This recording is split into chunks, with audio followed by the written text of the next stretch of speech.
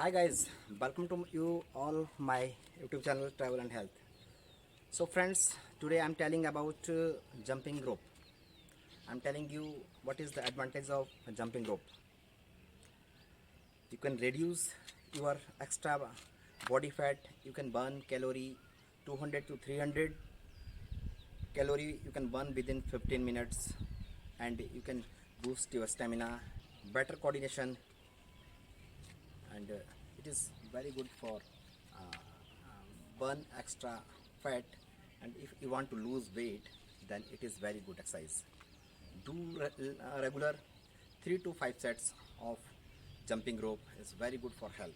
Today I am showing you how to do this exercise, and please watch and do regularly this exercise. So guys, enjoy jumping rope with some exercises, second to 10-second rest, and do it regularly. Whether you have a time, morning or evening, it is depend on you. Spare 15 minutes for you for better health, and do it regularly, guys.